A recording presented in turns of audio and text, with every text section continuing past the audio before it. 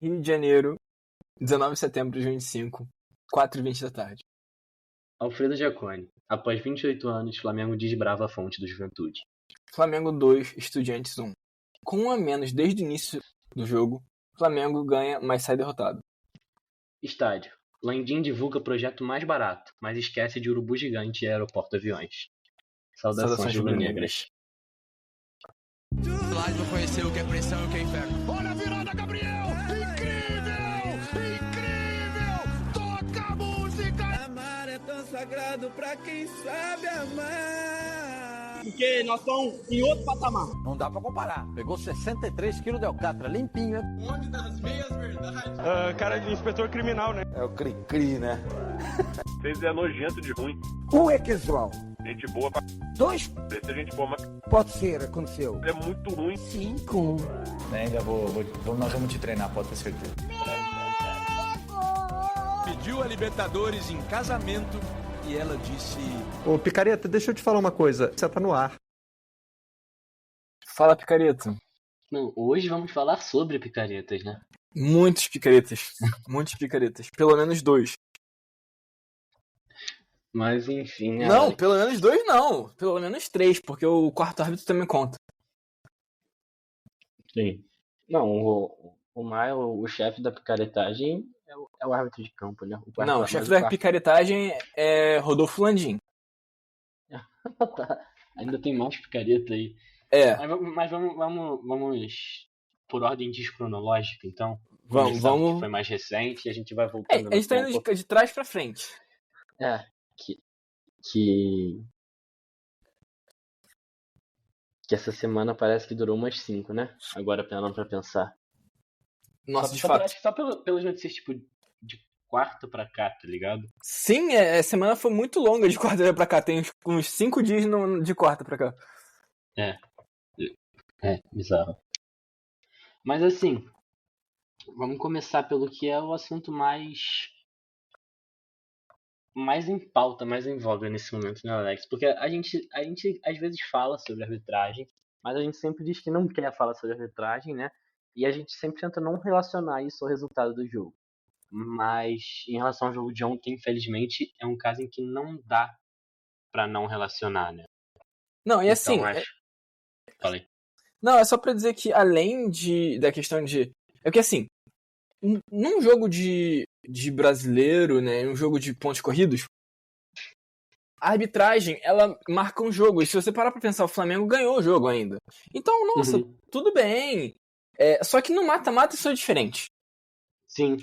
O Flamengo ter jogado com 1 a menos por uma parte do segundo tempo e eventualmente ter tomado um gol, né, vou falar um segundo gol, ter tomado um gol pra ir pra... Mesmo tendo ganhado, ir pra La Plata pra poder jogar com um gol de vantagem apenas, por mais que muito provavelmente o Flamengo vai ganhar esse jogo, pela bola que a gente viu em campo, era a noção óbvia, né? Mas a gente tem que ver agora, pensar se a arbitragem vai permitir isso. É uma vantagem inferior. Então o mata-mata, ele sofre mais dessas questões também, né? Então, assim, falar sobre a arbitragem nesse tipo de contexto de mata-mata é muito mais relevante, inclusive, né, Guilherme? E eu acho também importante nesse ponto de, tipo, é um jogo que a gente ainda ganhou, né? Então, tipo, nem dizer que a gente tá falando assim que, tentando esconder uma derrota ou uma atuação ruim ou algo do tipo atrás da arbitragem, mas é realmente pontuar no momento em que, tipo, mesmo que a gente passe de fase e tal, e que possa vir a acontecer essa arbitragem não interferir no nosso destino na competição, é importante pontuar, tá ligado? Não se pode deixar passar batido o que aconteceu e até pensando nisso que você falou, né, de tipo, é um jogo que a gente ganha, mas a gente sempre defende muito que o futebol tá além do resultado, né, não é só o resultado. E antes do nosso jogo, eu tava vendo alguns dias dessa semana, lembro que dia que foi que eu tava vendo um debate no Seleção Sport TV, que eles estavam comentando sobre o jogo do Galo, que foi na altitude, o Galo abre 2-0 e toma um empate em 2-2. E aí eles estavam debatendo que, tipo, se antes do jogo qualquer um fala sobre sair com 2-2 da altitude, acho que contra o Bolívar, se eu não me engano, seria um ótimo resultado. Mas por como foi a história do jogo, fica a sensação ruim.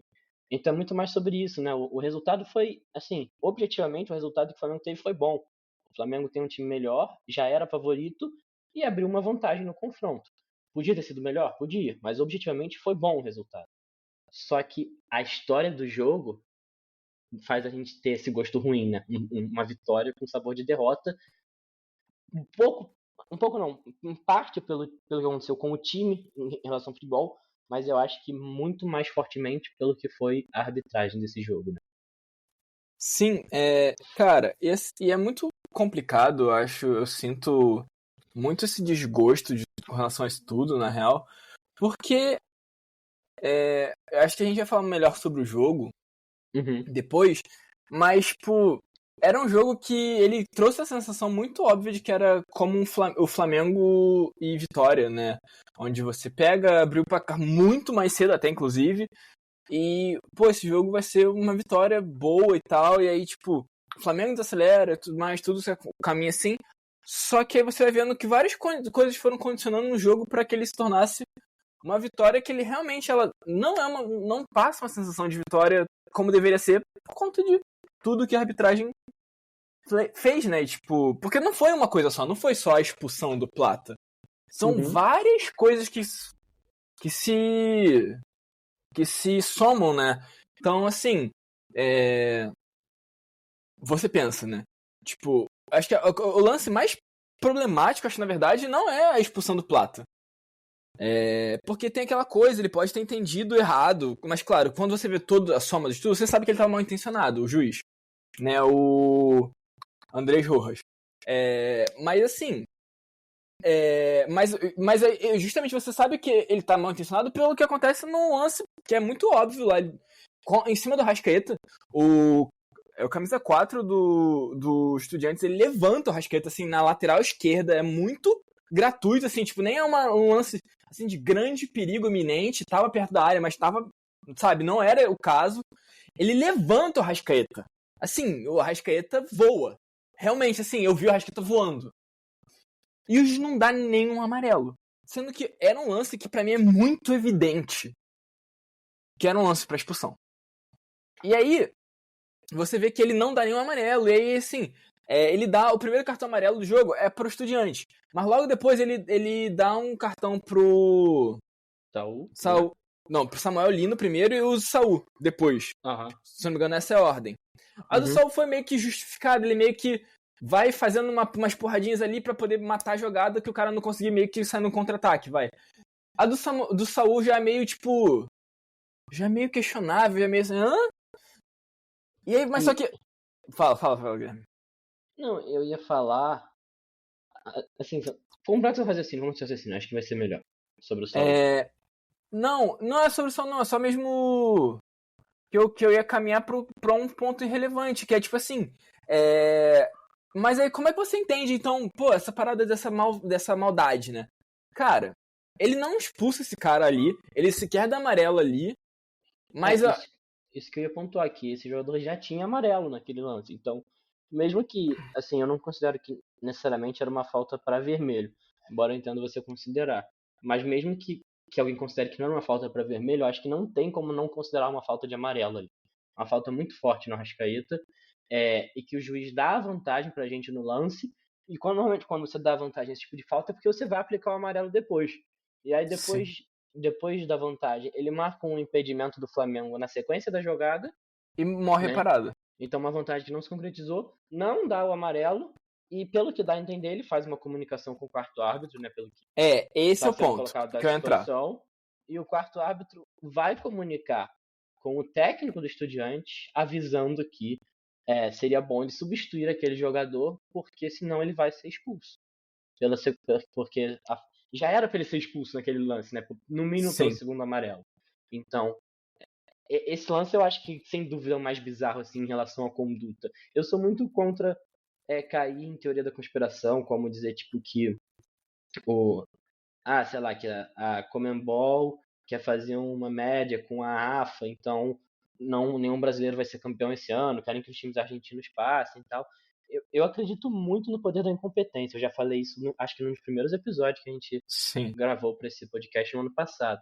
Eu acredito muito no poder da incompetência. Inclusive eu vi comentários no Twitter de torcedores falando assim, agora a América do Sul tá vendo o que a gente vive campeonato colombiano toda semana, né? As pessoas, algum torcedor falando em espanhol isso.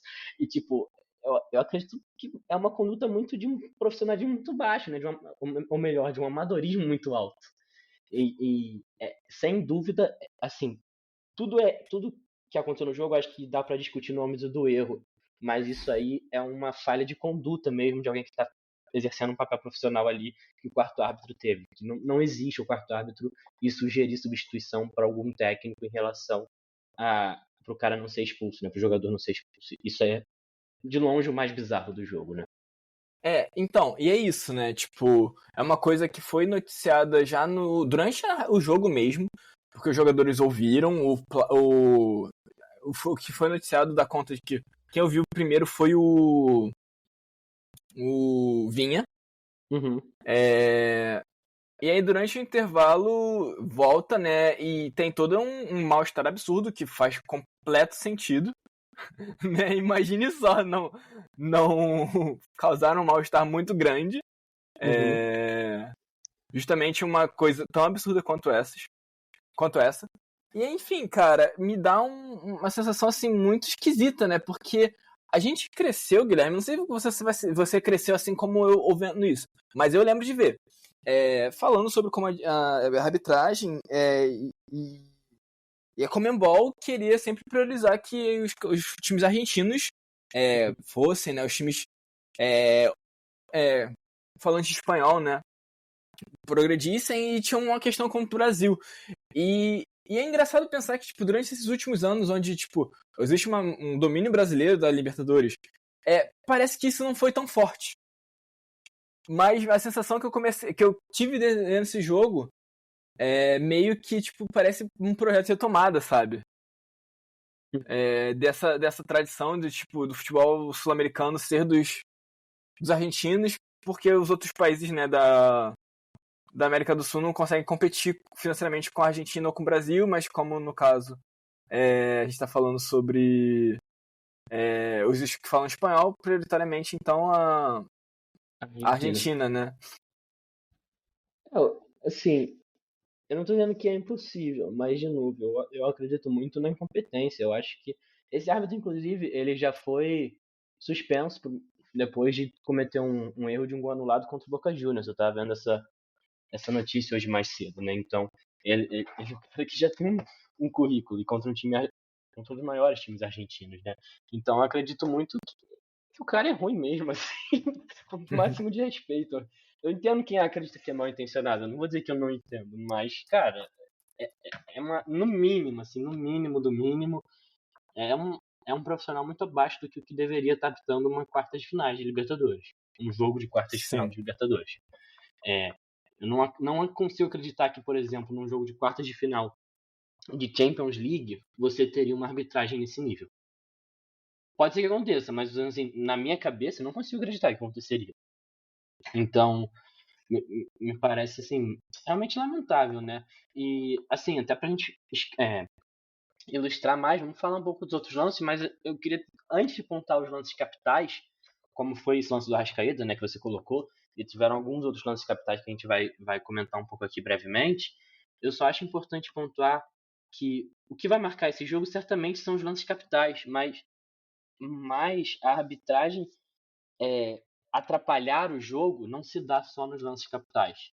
E eu acho que é importante assim, dizer com todas as letras que o Estudiantes foi para bater e a arbitragem deixou, né? Eu acho que o Estudiantes bateu muito desde o início do jogo e a arbitragem não puniu com cartões amarelos. E isso é uma coisa que a gente vem reclamando no podcast há bastante tempo, né? Como a gente reclama, por exemplo, do Kahneman, do Fagner, do Lianco e de alguns times como o Fluminense que adotam essa postura, muitas vezes jogam contra a gente. E a arbitragem é conivente com uma postura de rodízio de faltas, de toda jogada matar o contra-ataque, de não dar amarelo em faltas táticas, de não dar amarelo em faltas duras, né? Então acho que é importante pontuar que antes de errar nos lances capitais, ou enfim, a interpretação que se possa ter disso, a arbitragem veio picotando o jogo em lances contra o Flamengo, invertendo faltas, invertendo uma série de lances e não dando amarelo em lances fortes, em lances táticos que o Estudiantes fazia falta. E deixando de punir com o segundo amarelo, né? Também é uma coisa que eu reclamei, acho que no episódio passado, se eu não me engano, que eu tava comentando aqui no podcast, que é muito comum os árbitros ter essa ideia de tipo assim, ele já tinha amarelo, então o árbitro tentou contemporizar. E, mano, se o cara já tem amarelo, quem tem que se cuidar é ele, né? Ele. Se o cara tem amarelo e faz a falta, né? Não é se o cara sofre a falta, né? Vamos deixar bem claro. Se o cara tem amarelo e faz a falta, ele tem que ser expulso. Então, tipo assim, uma falta para amarelo tem que ser expulso. Então não é o árbitro que tem que contemporizar, é o jogador que tem que contemporizar a força que usa e tal. Então, sei lá, é um discurso meio bizarro e eu acho que isso passa muito despercebido e acontece em muitos jogos. Não é só na arbitragem da Libertadores, a arbitragem brasileira também faz isso. Então, acho que é bom colocar esse campo mais geral, mas vamos comentar os lances capitais também, né, Alex? Então, eu acho que o Guilherme já meio que deu uma diminuída assim no meu ímpeto, mas pra mim, já no primeiro tempo mesmo, era muito claro que tinha tido uma questão de um pênalti que era pra ter sido dado. E pelo menos um cartão amarelo também, né? Isso é importante dizer.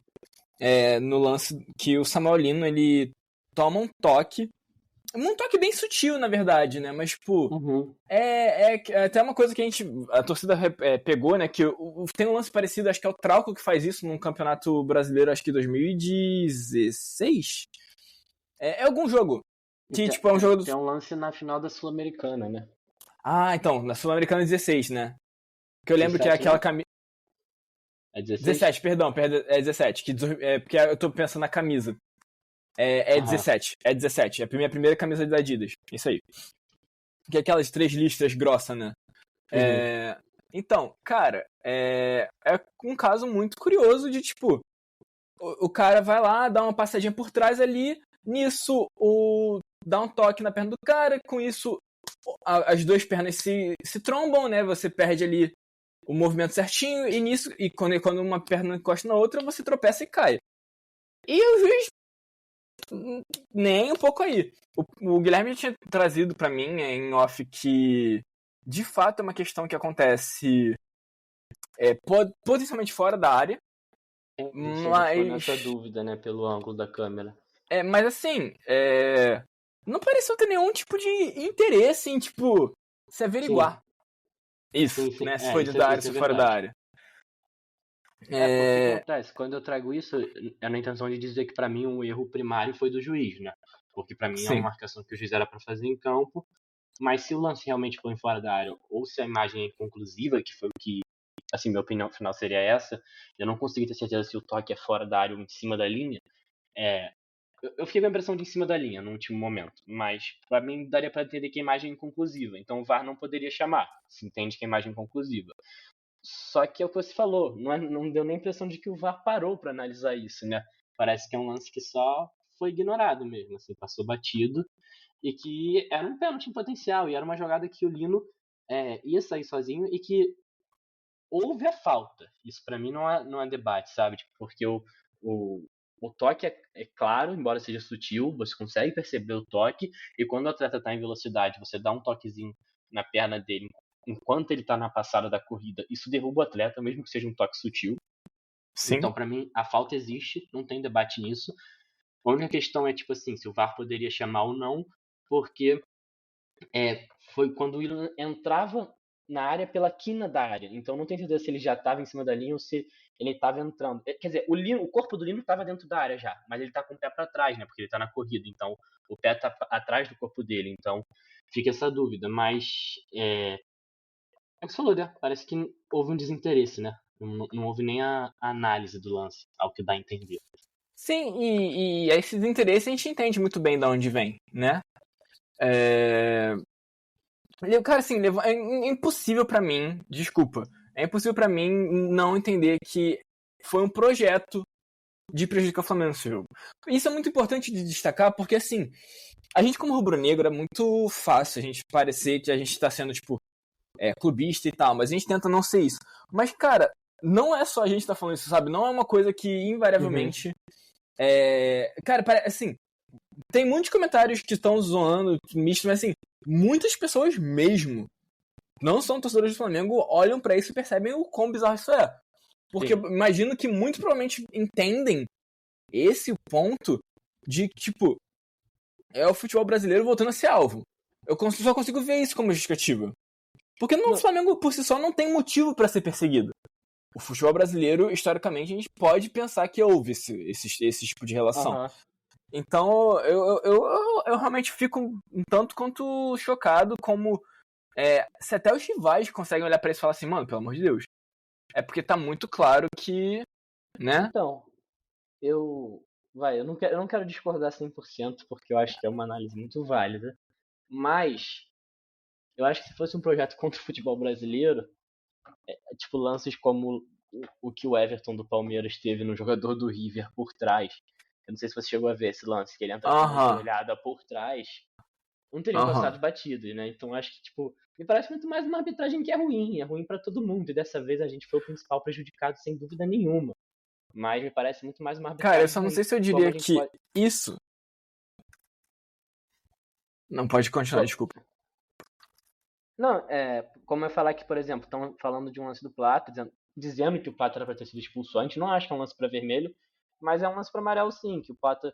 Então, tipo, é uma arbitragem que com certeza errou em nosso favor durante esse jogo mesmo. Só que errou, prejudicou muito mais a gente porque a gente foi o time disposto a jogar futebol nesse jogo, né? Então, é óbvio que quando a arbitragem tá ruim, ela acaba ajudando mais o time que tá preocupado em não seguir as regras, né? Então, do que o time que tá preocupado em jogar bola.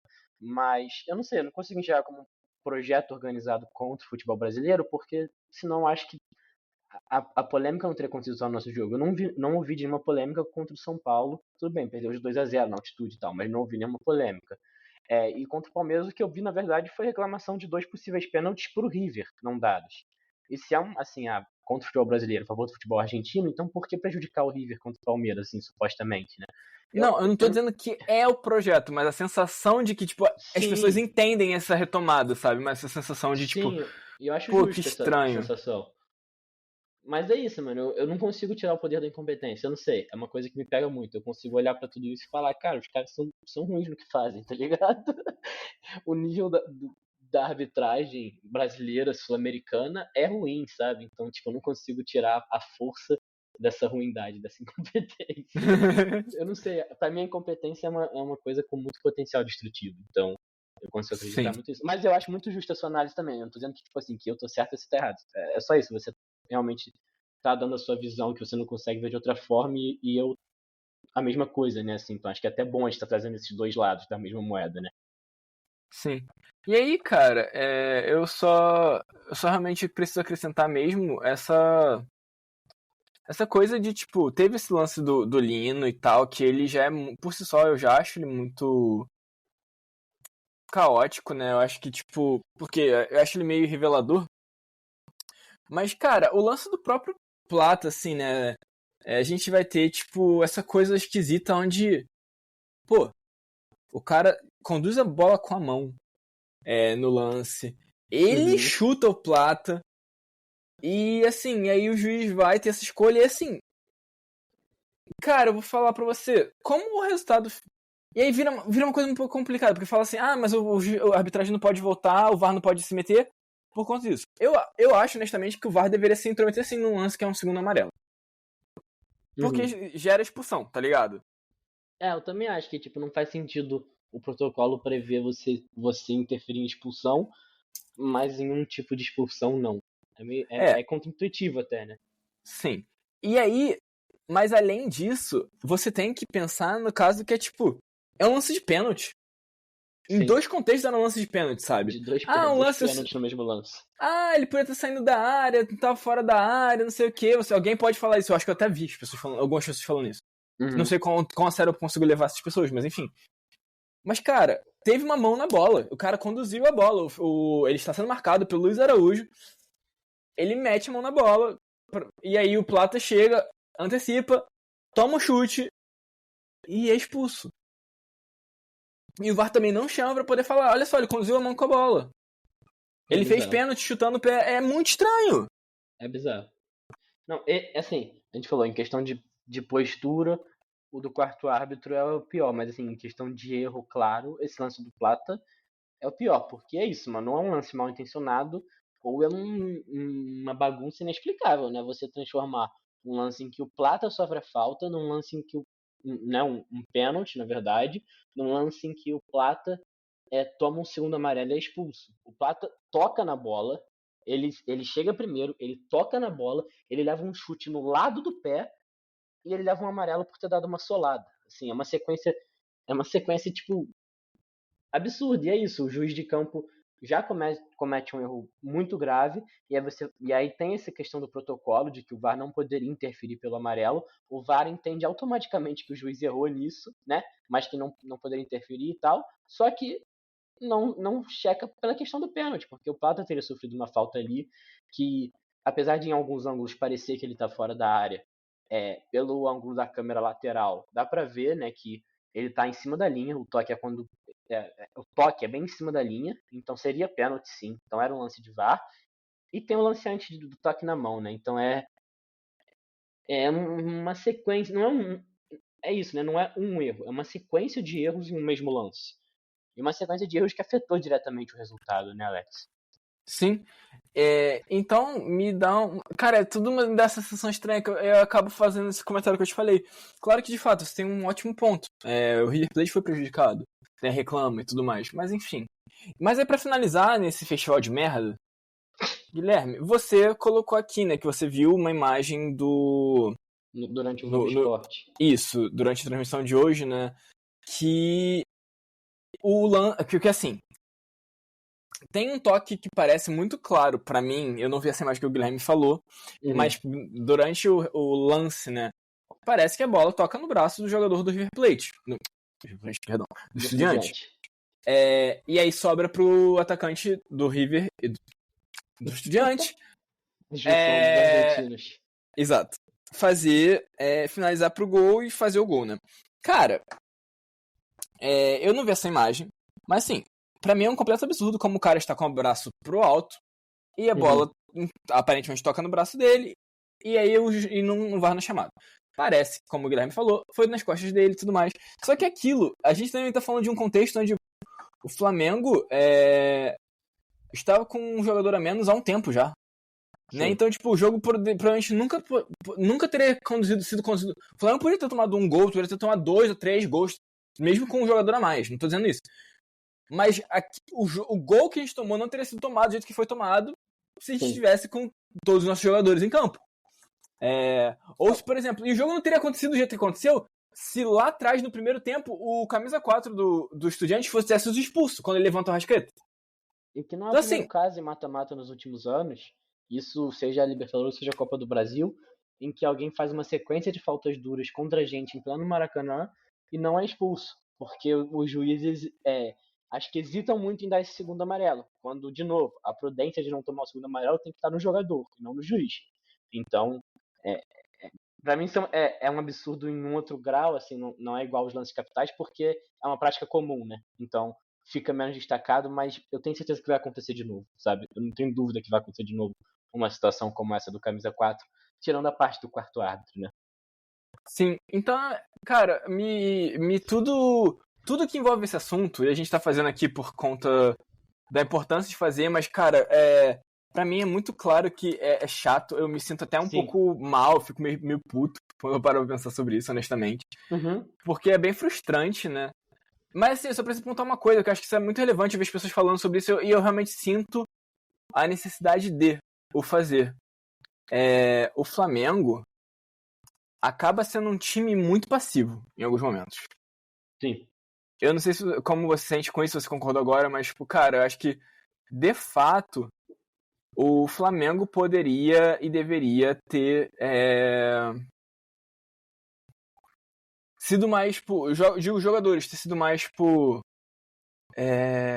mais incisivo com relação a algumas questões da arbitragem, porque desde o início do jogo, sabe, o Flamengo, de fato, foi sendo meio prejudicado com micro erros, né? Sim, isso eu acho que pra usar um termo que a gente usa muito aqui, né, Alex? É o erro crônico e o erro agudo, né? Assim, o erro agudo todo mundo vai debater sobre esse jogo, que são os lances capitais.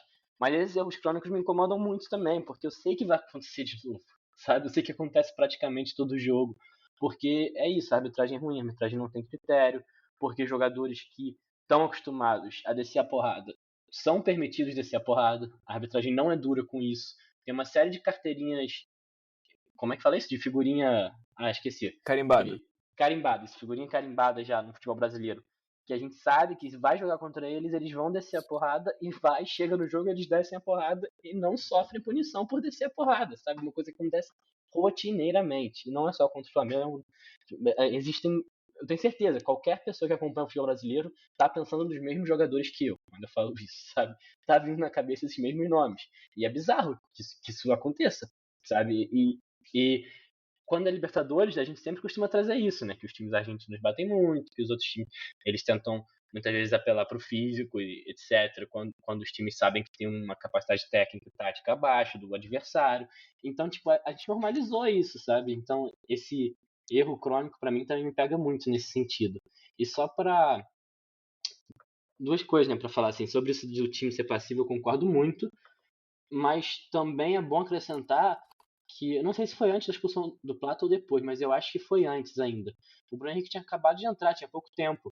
E tem um lance que, tipo, pelo menos lá do estádio, eu não cheguei a ver replay desse lance, mas lá do estádio, assim, todo mundo sentiu ser um lance claro para amarelo, de falta do Estudiantes, né? O juiz não dá o amarelo, o Bruno Henrique vai reclamar e, tipo, ele basicamente acabou de entrar no jogo, se eu não me engano. E aí ele já toma amarelo direto, tá ligado? Quando ele vai reclamar que o cara do Estudiantes não levou amarelo, e o cara do Estudiantes não leva amarelo pelo lance, e o Bruno Henrique já toma um amarelo direto por essa reclamação. Então também, tipo, assim, no geral, eu concordo muito que o time do Flamengo é passivo com a arbitragem, mas também tudo me dá a entender que essa arbitragem minou a possibilidade de reclamação, de diálogo, né? Até porque a gente teve mais de um jogador, dirigente e técnico trazendo uma arrogância da equipe de arbitragem, um fechamento em relação a questionamentos mesmo de dirigentes, etc. Então, me parece também que houve essa postura, né, da equipe de arbitragem nesse jogo que mina mais esse tipo de tentativa de reclamação em relação a erros. E sobre o gol do Estudiantes, né, só para deixar bem claro aqui a situação, todos os lances que eu vi antes, todas as imagens que eu vi antes, me pareceram muito que tocou no braço e que era para ser um gol anulado. Eu estava bem indignado com isso, inclusive. Mas durante a transmissão do Globo Esporte aqui do Rio de Janeiro, né, o Alex Escobar mostrou uma imagem em que foi uma imagem assim que estava com a qualidade da imagem mais nítida das que eu vi, e me pareceu bem claro que toca realmente no ombro, assim, pelas costas do jogador, que não foi um lance para anular o gol. Enfim, mas isso é um lance dentro de um jogo que foi repleto de lances, né, crônicos e agudos de erro de arbitragem, né. Mas vamos tentar sair disso e ir para outro lugar, Alex? Qualquer lugar, só sair de arbitragem. Mas assim, Tem mais? pode ser tão frustrante. Não. Mas só que, tipo, pode ser tão frustrante falar sobre isso quanto falar sobre arbitragem. Não pelos mesmos motivos, mas é aquilo, né? É uma sensação, eu já tinha conversado com o Guilherme em off e tudo mais, uma sensação um pouco ruim de ver esse jogo do Flamengo, num aspecto específico, que é uma sensação muito grande de relaxamento, né? Com o desenvolvimento do jogo. Porque, assim, o Flamengo abre 2 gols, muito bem, muito bom, maravilhoso, super feliz, é isso aí, vamos lá, galera. E, infelizmente, em algum momento parece que o Flamengo meio que, sei lá, deu uma desinteressada mesmo, sabe? Desacelerou bastante. Claro que sinto que cansou e tudo mais, mas é frustrante porque, claro que a culpa de a gente ter perdido esse jogo não é nossa, à medida em que, tipo, o juiz fez o que fez. Mas, cara, dá pra... A gente ganhou o jogo, só lembrando, tá, audiência? Não, porque a sensação realmente é essa, mas assim... Sim, não, obrigado por pontuar isso de novo, porque em algum momento, inclusive, eu tive a sensação de que eu falei que a gente perdeu esse jogo. Se pá, aconteceu, mas eu não tinha reparado antes, não. Mas é tipo isso. Mas assim, cara, tudo isso é pra dizer que a gente tá com... Sei lá, cara, como eu posso dizer? o Flamengo cansou e desacelerou demais. E se a gente faz com mais um gol antes e tudo mais, o jogo também teria sido diferente, né? É claro, é como eu falei, tudo é condicionado pelo fato de, por exemplo, um jogador deles era pra ser expulso, a gente já estava com 2-0, se não me engano, e era pra ser expulso no primeiro tempo, tá ligado? E tudo mudaria. Mas dado o que foi e o que aconteceu em campo, o time cansou. Eu até pensei que fosse voltar pro segundo tempo com algumas mudanças, porque eu senti que o time tava meio cansado, meio lento e tudo mais, meio moroso na troca de passes. Não foi o que aconteceu. Mas essa leitura foi péssima, hein, Alex? Tu achou que o Felipe Luiz ia mexer no intervalo, pô? Mas pelo cansaço, tá ligado? Tipo, eu só queria acreditar que tipo, ele ia entender que o time tava cansado o suficiente Aconteceu. Não, nunca aconteceu, mas eu achei que ele, fosse pensar que, tipo, olha só. Fosse pensar que, pô, olha só, eu preciso que esses caras façam a minha marcação pressão, né? Porque é o que ele gosta, né? Uhum. E aí não rolou muito, não, sabe? Eu tenho um debate pra propor em relação a isso do Felipe, mas antes de propor esse debate, eu acho que é uma sequência muito nítida pra mim, que o Flamengo começa o jogo com ímpeto e precisão, né? Ímpeto e efetividade. O Flamengo, depois de um tempo, perde a efetividade, a precisão, mas mantém ainda o ímpeto. E depois perde também o ímpeto, e aí fica sem nada, sabe? Fica um jogo muito moroso, muito chato, assim. Pra mim, isso bateu mais no segundo tempo como um todo. Mas o Alex já sentiu isso desde o final do primeiro tempo. Mas, de fato, foi um processo que aconteceu e que vem acontecendo, né? Eu acho que a gente defende em muitos momentos o Felipe, e é importante também criticar, né? Eu acho que é um problema de longo prazo do time dele, uma queda no segundo tempo, especialmente, né? Às vezes no final do primeiro tempo também, mas muitas vezes no segundo tempo. O que acontece quando o time dele não cai no segundo tempo? O que acontece, em algum grau, é o jogo do Vitória, em que a gente meteu 3-0 no primeiro tempo e meteu 5 no segundo, né? Então, tipo, óbvio, isso vai acontecer todo jogo? Não, mas eu digo assim, aquele é um jogo em que a gente voltou pro segundo tempo tão avassalador quanto, ou até mais do que no primeiro tempo. Mas aquilo foi um ponto fora da curva. A tendência tem sido cair no segundo tempo. E aí, pra mim, é muito claro, e eu vou propor um debate que talvez contradiga um pouco o que eu vou falar agora, mas é que eu acho que não se contradiz, eu acho que se complementa.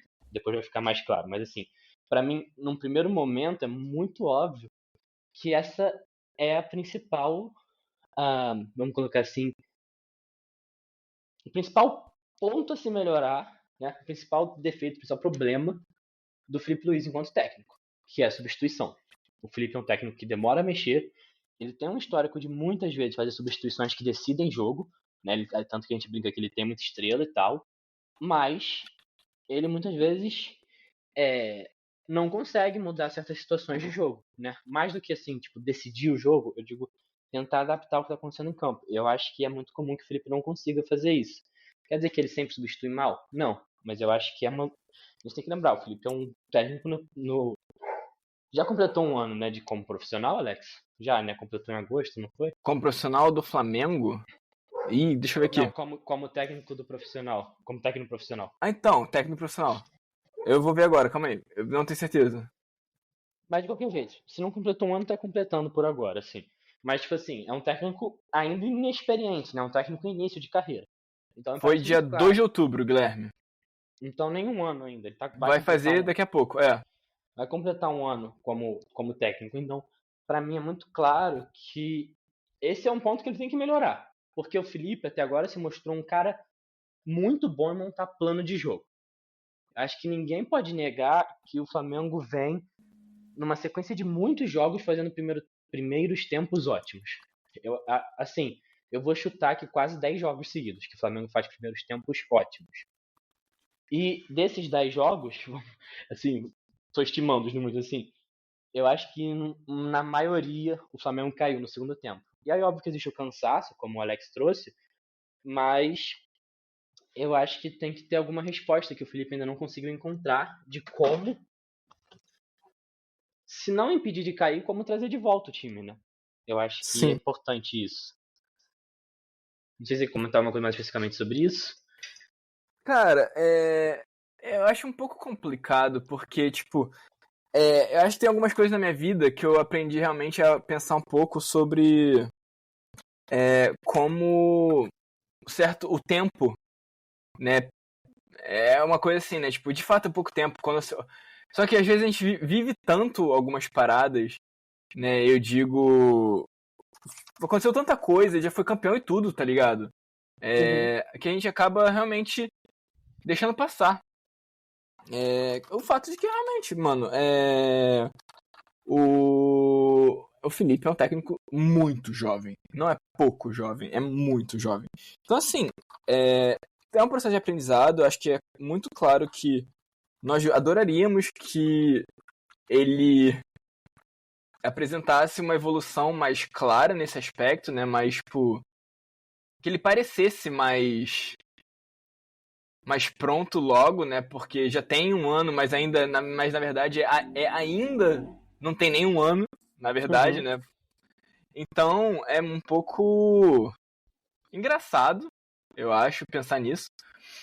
Mas de toda forma, cara, me dá essa sensação, Guilherme, de que, tipo, daqui a pouco, sabe? Eu acho que ano que vem, cara, talvez o Felipe não apresente essas questões mais.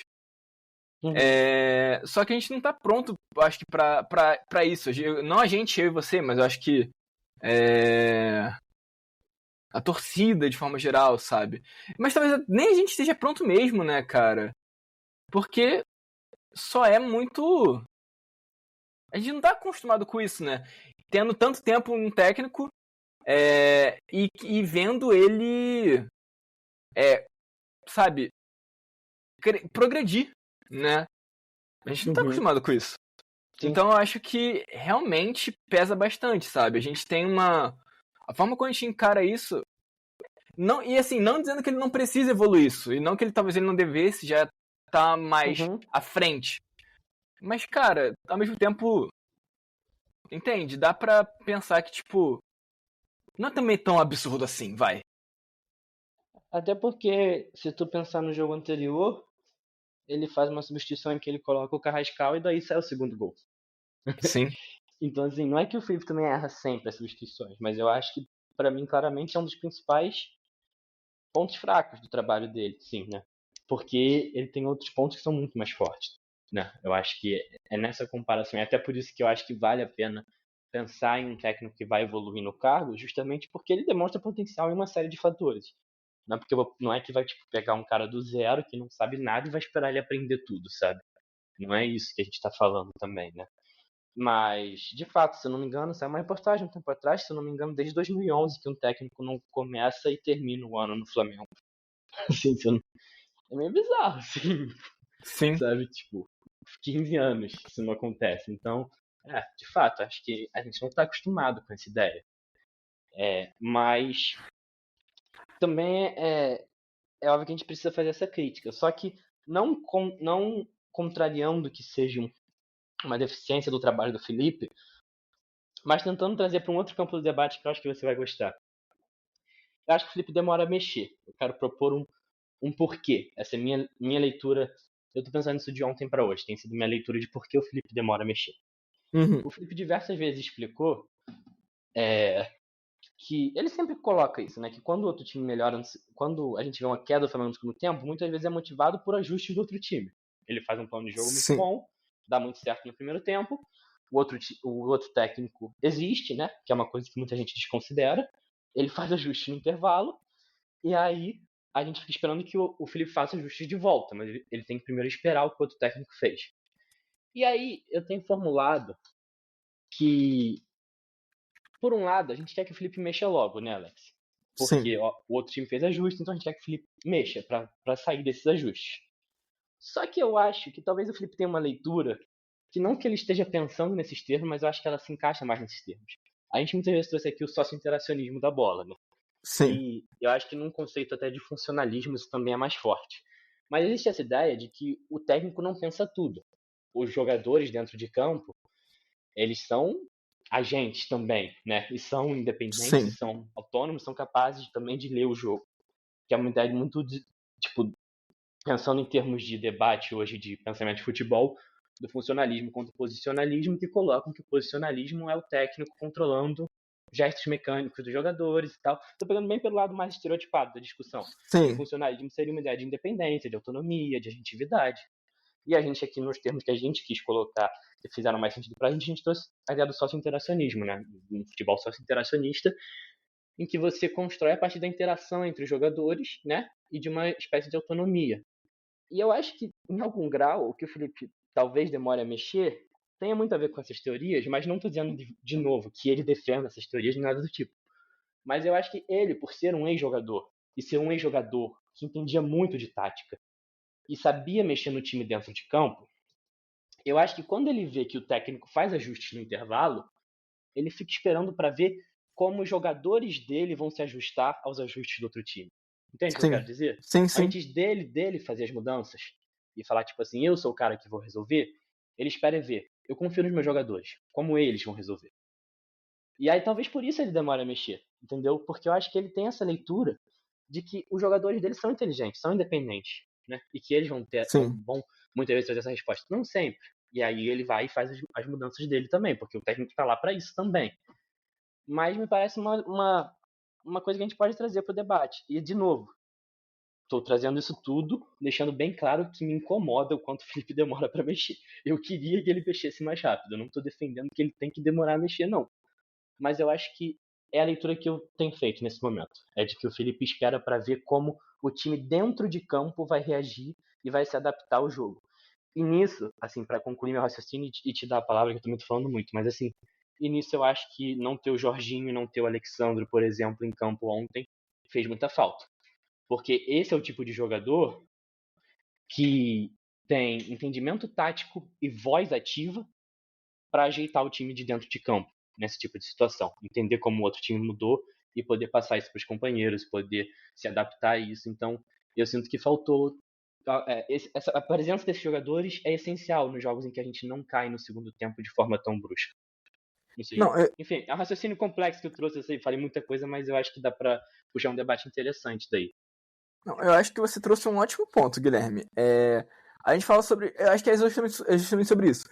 Sobre a autonomia dos jogadores versus um certo nível de... A palavra que eu tô querendo usar fugiu, mas tipo, intervencionismo, vai? Uhum. Então, de fato, a gente, e eu digo eu, também não posso reclamar tanto disso. Mas o grande ponto, pra mim, é que, tipo, um técnico ele não tem que ser um cara que vai ficar fazendo controle micro, né? A gente concorda que o grande ponto, eu acho que talvez o grande problema seja os técnicos que acham que podem manipular o macro controlando até as ações micro. Então, assim, todos os gestos de todos os jogadores, né? Isso, por isso que é essa coisa, né? O 2 toques, né? Essa coisa do futebol, jogo de posição, que tem os 2 toques como uma métrica relevante, é isso, porque você domina a bola e passa a bola. Você não fica com a bola, você não pensa o jogo com aquela bola. Né? A ideia de você ter 2 toques é isso. Você dominou, passou. Dominou, passou. Se você fica lá, domina a bola, conduz mais um pouco, dá mais uma conduzida, olha pra frente, os teus companheiros se movimentam para poder te gerar opções diferentes, porque, né, se você tá conduzindo, você tá mudando a sua posição no campo, então a forma como os teus companheiros têm que se posicionar em campo também tem que mudar, minimamente. Aí você dribla, isso são todos os fatores que acabam indo contra o domínio de um técnico, certo? Então, de fato, tem uma questão de autonomia que pra mim é muito óbvia. Talvez de uma forma um pouco caricata, na forma que eu tô falando, na forma que a gente representou, mas ela é muito evidente. Não pode ser negligenciada. Porque a partir do momento que você estipula que o jogador tem um limite ideal de ações com a bola no pé, sempre tem que correr na mesma direção, sempre tem que fazer o mesmo passe pro mesmo cara, sempre tem que fazer a mesma jogada, esse tipo de coisa. Né? Sim, que tem uma... O Varela deu entrevista um tempo atrás dizendo que o técnico passado, no caso o Tite, não deixava ele subir para atacar, não deixava passar do meio de campo, né? Enfim, um outro estilo, mas limita as ações conforme você mais delimita, embora tenha sua utilidade, porque é isso, a gente também não tá falando de uma questão de, tipo, nossa, vamos anarquia completa e tal, mas você oferece opções. Né? O próprio Jorge Jesus ele falava sobre isso, que ele oferecia opções. O próprio Ancelotti também no Real Madrid falava muito sobre, tipo, que o papel dele é fornecer opções ao jogador dele. Então, assim,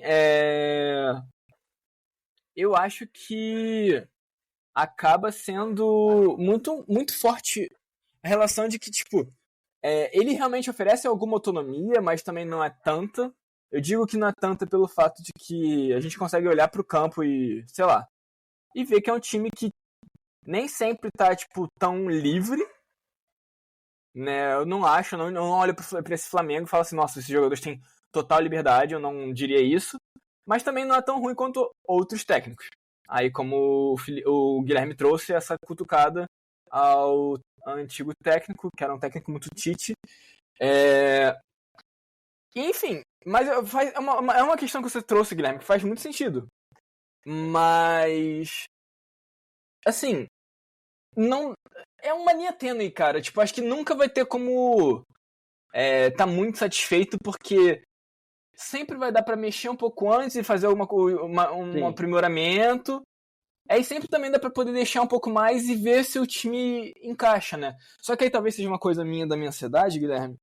Eu, como uma pessoa que sou ansiosa e quero sentir controle sobre as coisas, eu acho que eu faria as mudanças logo, porque eu sentiria que eu agi, sabe?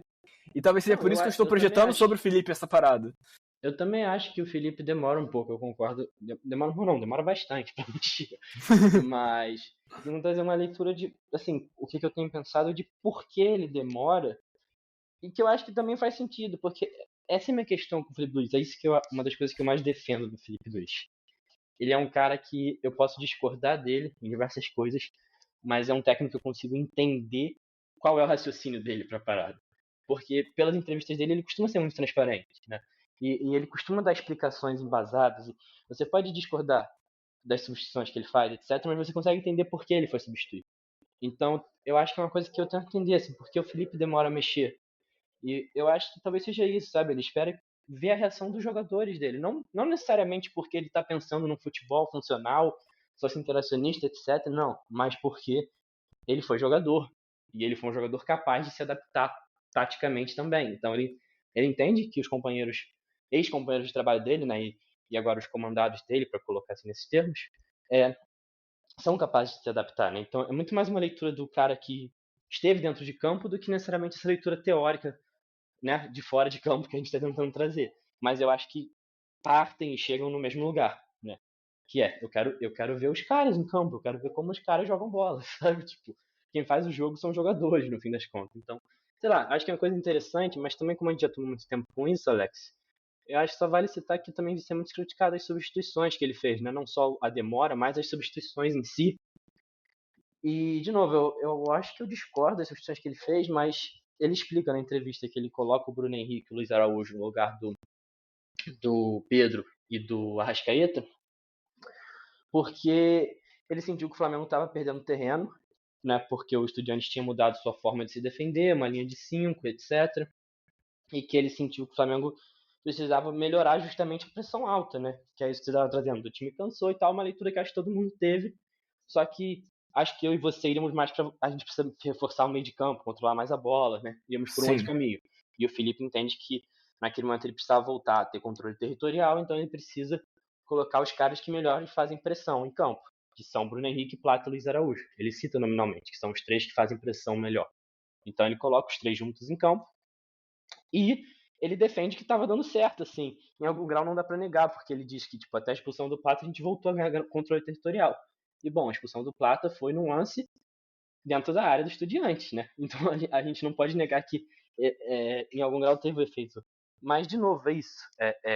No mínimo, você consegue entender o raciocínio dele, né? Então acho que essa transparência, essa capacidade de explicar a intenção, você pode discordar, mano, e de novo, eu discordo, eu acho que ele podia ter colocado o Carrascal antes, sabe? O Carrascal vem de uma assistência no jogo anterior, e eu acho que o Carrascal podia ter entrado ali reforçando o meio de campo.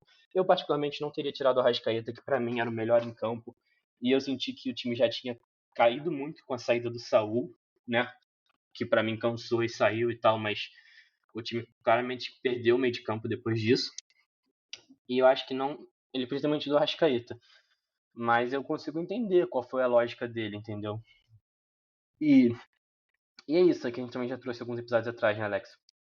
Eu acho que discordância sobre o jogo não significa necessariamente erro, né? Sim. Não, é até porque tem um ponto importante. O Felipe costuma fazer sentido. Eu acho que ele costuma fazer muito sentido, inclusive, na verdade. Nas decisões que ele tem. Tipo, Sim. Ele é muito coerente. Gostando ou não gostando, ele é muito coerente. Sim. Acho que não tem o que reclamar disso. Sim, acho que sim. Mas vamos seguir, assim, acho que outros comentários breves sobre o jogo, pra gente poder sair desse jogo. Eu acho que o Lino não teve e até pega um pouco os dois jogos, mas o Lino não teve atuações boas pós-data FIFA, né? Ele vinha numa sequência muito boa, assim, se adaptando muito rápido ao time, mas eu acho que ele teve 2 jogos abaixo, assim, do que ele vinha jogando. Eu acho que vale citar a atuação dos laterais, né, Alex? O Varela foi muito bem. Sim. E eu achei que foi um jogo muito bom do Ayrton Lucas também, cara. Eu não sei, talvez Vão falar. O lance do gol em cima dele, essas coisas sempre vêm. Já culparam ele já. Eu não cheguei a ver o lance o replay do lance do gol, não me lembrava de ter sido em cima dele. Quer dizer, eu vi o replay da questão da mão, mas eu não vi o início da jogada de novo. Não, já culparam ele já no Twitter. Assim, não duvido, porque o Ayrton Lucas é um cara que muitas vezes joga bem e comete uma falha no final do jogo. Assim, ele tem essa coisa meio Léo Pereira, né? Que a gente fala que define jogo e tal, quando erra. Tipo, o Léo Ortiz vai errar e não vai dar em nada. O Varela vai errar, não vai dar em nada. Mas se o Ayrton Lucas ou o Léo Pereira errar, vai mexer no resultado do jogo, né? Mas enfim, mas assim, eu acho que vale citar a boa atuação do Ayrton Lucas, mas também vale citar que é mais uma discordância que eu particularmente tenho, e com certeza você também tem, em relação ao Felipe, né? Que eu acho que ele precisa dar mais minutagem ao Vinha. Eu entendo o processo que ele está fazendo, eu entendo que o Ayrton Lucas vem numa sequência boa, mas eu acho que o Vinha merece mais minutagem. Eu acho que, enfim, né? Acho que isso é um ponto a ser colocado também. E pra fechar, mano, eu falo ou tu fala, Alex, sobre esse último ponto? Pode falar, Guilherme. Você puxou ela aí. Eu venho pra confirmar meu posicionamento favorável à sua fala, mas pode puxar aí. Assim, é que eu não quero pegar no pé, porque o cara meteu um gol com 15 segundos de jogo. E nesse sentido ele fez justamente o que a gente vem cobrando dele. Então acho que vale o elogio e vale a cobrança. Vale as duas coisas nesse momento. O elogio a essa participação abrindo o placar de um mata-mata de Libertadores aos 15 segundos, que é isso que a gente espera do Pedro. E vale a cobrança em relação ao gol que ele decide completamente errado, o lado do chute, cara a cara com o goleiro. Era para ele chutar no outro lado, cruzado, o gol totalmente aberto, e ele chuta no lado mais difícil, o goleiro defende, a gente teria aberto 3-0 ainda no primeiro tempo. Então acho que vale essa cobrança em relação ao Pedro, né? Porque, de novo, eu acho que eu falei isso no episódio anterior, ele perde um gol claro contra o Grêmio, ele perde um gol claro contra o Atlético Mineiro, a gente perdeu ponto no Brasileiro contra o Grêmio, a gente foi eliminado contra o Atlético Mineiro, e esse gol era importante nesse mata-mata da Libertadores. Então, mais uma vez, reforço, é uma cobrança que vem pelo potencial que o Pedro tem e pelo que eu espero do Pedro. E eu acho que ele precisa decidir esse tipo de bola, ele precisa confirmar os gols nesse tipo de lance, e é um gol muito perdido, né? Exato. Eu acho que esse acaba sendo o ponto, Guilherme. Acaba sendo... Porque a gente considera o Pedro um jogador tecnicamente muito, muito bom. A gente tem ele em alta conta, né? Sim. Mas parece que, tipo, ele tá excessivamente ansioso por fazer gols, né? Tipo, e de uma forma meio desnecessária. Dessa vez ele realmente tinha que finalizar, mas era o outro lado, era muito óbvio que era o outro lado, porque o lado que ele chutou era um lado que já estava completamente fechado. Era o lado do goleiro. Cara, assim, acho que você tem que estar um pouquinho mais distante pra poder tentar chutar a bola no lado do goleiro, sabe? Uhum. Porque, tipo, o ângulo tá muito mais fechado, né? Então, tipo, é muito mais difícil que o goleiro não pegue, né? Colocando dessa forma. Então, é meio frustrante. Não, e o Pedro é um cara que costuma ser muito frio dentro da área. Talvez a principal característica dele. Ele é um exímio finalizador. Ele é muito bom finalizador e a tomada de decisão dele de finalização costuma ser muito boa. Então, acho que, realmente, talvez ele ainda não esteja no 100% dele. Acho que dá pra pensar por esse lado. E eu acho que dá pra gente pontuando isso, enquanto ele não estiver no 100%, porque a gente quer ele no 100%. Porque não é que a gente tá fazendo a campanha fora Pedro, vamos mandar o Pedro embora do Flamengo. Não é isso. Até porque o que acontecia muito era o contrário, né? A gente, no ano passado tinha... No ano passado não, mas assim, numa sequência em que o Gabigol tivesse esse tipo de lance, tinha uma galera que seria fora Gabigol porque perdeu esses gols. Mas a gente não tá defendendo nesse momento nenhum. A gente tá defendendo que a gente quer que o Pedro melhore esse tipo de situação e entregue o que a gente sabe que ele pode entregar. Porque ele é um cara desse nível pra decidir esses jogos, pra fazer esses gols que seriam importantes, né? Mas enfim, eu acho que já falamos muito sobre esse jogo. E Alex, eu acho que eu vou meter o louco. Vou falar sobre o jogo do Juventude rapidinho e depois a gente fecha com o estádio pra, tipo, que a gente já tá com um pouco mais de tempo, né? Sim, sim. Já tá um pouco mais longo, no caso, né? Ou seja, menos tempo pra gente usar. Pode ir, eu me recuso a falar desse jogo. Beleza. Não, e eu acho que assim, não tem muita coisa que eu queira trazer sobre o jogo. Acho que foi um jogo. Mano, foi um jogo muito protocolar. O Flamengo controlou o jogo, ganhou. As horas que precisou ganhar, pressionar um pouco mais e ganhar, ganhou. Não foi uma atuação de gala, mas foi uma atuação bem dominante e bem segura.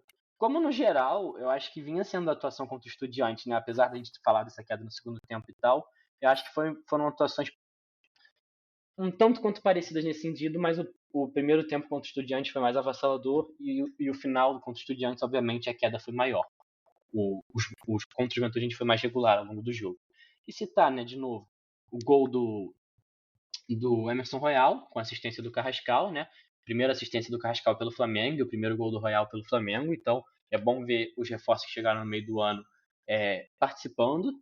E, mano, assim, um lindo gol do Arrascaeta de cabeça, com um lindo passe do Saul, linda assistência Grande jogada, do Saul. né? Sim. E vale citar, né? 2 gols de cabeça nesse jogo, que é curioso. Até porque o primeiro gol sai quando o Mauro Naves falava que o Flamengo não tinha nenhuma finalização no gol, né? Então, tipo, não tinha nenhum chute no gol, né? Acho que essa coisa, tipo, essa piadinha. Continua sem chute. Não continua sem chutar e tal. Aí ganha de 2-0 com 2 gols de cabeça, enfim. Mas mostra um repertório do time, uma capacidade de atacar espaço muito acima da média do Arrascaeta, de se posicionar para receber a bola e de atacar a bola para poder fazer o gol. E vale para os 2 jogos, mano. O que tá jogando o Arrascaeta e o que tá jogando o Saul, eu acho que são os 2 grandes destaques para mim nessa sequência de 2 jogos. E ver os 2 juntos no meio de campo é muito bom. E é preciso citar a falta que o Jorginho fez nesses 2 jogos, né, que ele não jogou, e dizer que a gente sempre precisa ter ou o Saul ou o Jorginho em campo, mano, porque não ter nenhum dos 2 faz muita falta, ainda mais agora com o Pulgar machucado. Mas eu acho que mesmo com o Pulgar voltando, mano, um dos 2 tem que estar em campo, e de preferência os 2 juntos, porque os Jorginho, Saul e Arrascaeta é um meio de campo muito fora de série. Mas vamos sair do futebol então, Alex. Você vai trazer aí o Aeroporto Aviões? Vamos. Chama os Vingadores que agora a gente vai viajar. Não, galera, vamos lá. É engraçado porque semana passada eu falei um pouco sobre isso, né? Tipo, e aí aconteceu a famosa reunião, né? Que seria na quarta-feira, 7h30 da noite. Cara, eu acho que assim, já tinha. O BAP mesmo já tinha falado que girava. Que o valor do estádio, né? Do projeto que tinha sido feito pela gestão anterior tava inferior ao que seria, né? Que supostamente já era na casa dos 3 bilhões, aliás, perdão. E, cara, ele tava bem certo, assim. Acho que ele só não tava realmente faltando outras coisas. E ele já sabia esse valor certinho, porque, né? Ele falou bem exato o valor. Mas, assim, o que torna mais esquisito em tudo, Guilherme, não é só esse valor diferente. Porque, tipo, isso é relevante, mas pode ser um erro de cálculo, tá ligado? Pode ser um estudo mais inicial, alguma coisa do tipo, né? Porque foi uma coisa que foi feita também na correria, né? Desde a compra do terreno, a apresentação do negócio e tal. Foi um período curto, eu acho que uns 4 meses. E a gente já tá no mês 9, a gente já tá em setembro. Então, assim, a gente pode pensar que, poxa, de janeiro até setembro, com a nova gestão, um estudo novo feito mais profundo, você consegue detalhar melhor as coisas e percebe uma diferença. Claro que é uma diferença de 1 bilhão, não é uma diferença ignorável. Mas, sei lá, você pode pensar nisso. Só que o problema, Guilherme, do que saiu ontem, é como literalmente a gestão anterior, e aqui eu vou dar nome, isso não precisa ser dito. A gestão de Rodolfo Landim fez questão de literalmente ignorar valores e informações do projeto em prol de uma suposta vantagem eleitoral. Eu digo suposta porque, no final das contas, ele conseguiu perder ainda assim a eleição. Né? Não o Landim, mas o seu candidato. Mas então eles não conseguiram materializar essa vantagem que eles tinham com esse projeto deles e tal. O grande nome dos responsáveis pelo Flamengo finalmente levantar seu próprio estádio. Mas sim, mas só pra vocês terem uma noção do que eu tô dizendo, do que foi informação sonegada, é coisa de... O telão, que era um telão 360, muito bonito, que foi apresentado, custaria na casa de 200 milhões de reais. E assim, isso já era um valor que já tinha sido até sendo veiculado por outras pessoas, o próprio Fabrício Kika, que inclusive, assim, de muitas coisas que ele falou, é realmente muito impressionante como muita coisa que ele falou, técnica, no caso, se comprovou. Em questão de tempo de saída de Naturgy, tempo de descontaminação de gramados, essas coisas vão ser mencionadas por frente. Esses comentários técnicos dele foram sempre muito acertados. O meu problema quando eu tenho algumas questões com o Fabrício Kika é que eu acho que ele tem uma visão de projeto pro Flamengo que eu não concordo muito e tudo mais, e aí eu acabo me dando uma desanimada e acompanhar o conteúdo dele. Mas do ponto de vista de informação, de tecnicalidade, ele sempre foi muito, muito pontual, assim, muito certeiro. Então, assim, esse valor do telão aí, que é um telão bem caro e tal, ali, como eu falei, já era sabido. Só que é uma coisa que, dentro desse contexto, fica bem óbvio que não é uma prioridade, né? Se você tá chegando num projeto que tá 3 bilhões de reais e você não quer gastar 3 bilhões de reais, você vai cortar isso, né? Mas tem uma especificação também do valor, que eu até acho que vale a pena trazer. Mas acho que, antes disso, é só muito importante, porque esse talvez seja o ponto mais importante, acho que de todos, na verdade. O Landim prometeu o estádio pronto no dia 15 de novembro, porque é o dia que o Flamengo comemora o seu aniversário, né? O Flamengo é fundado no dia 17, mas comemora, por conta do feriado, o seu aniversário no dia 15. A inauguração do estádio estava prevista para este dia, em 2029. Daqui a 4 anos. Na época, 5 anos atrás. Certo? Guilherme, levando em consideração... Na época, seria de lá, 5 anos. Da época do anúncio do projeto. Não sei, 5 anos. 5 anos atrás, mas é tipo 5 anos à frente, no caso, né? Eu falei 5 anos atrás? Desculpa. Enfim. Na época que você tá, não sei. Mas...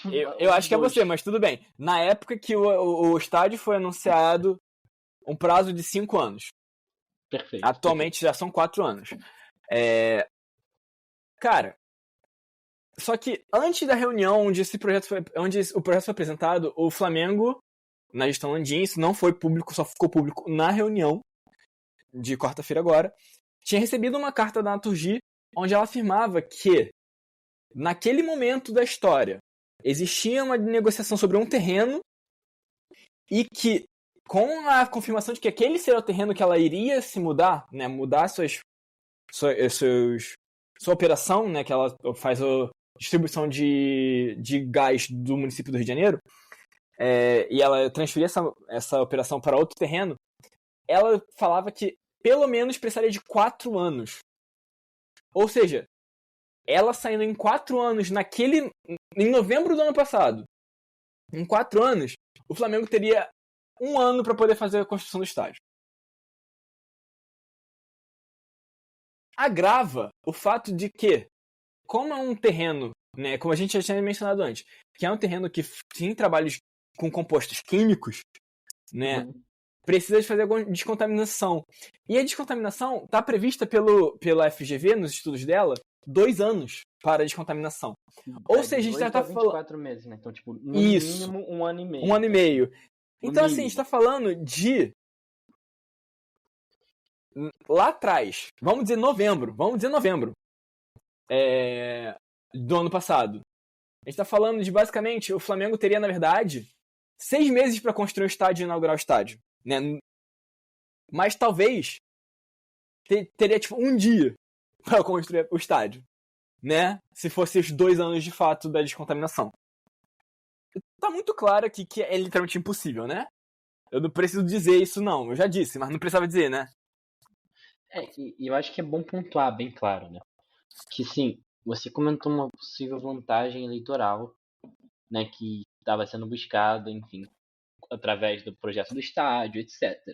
Só que nesse caso houve assim, pelo que está sendo colocado hoje, uma clara omissão e manipulação de informação em prol de uma campanha eleitoral.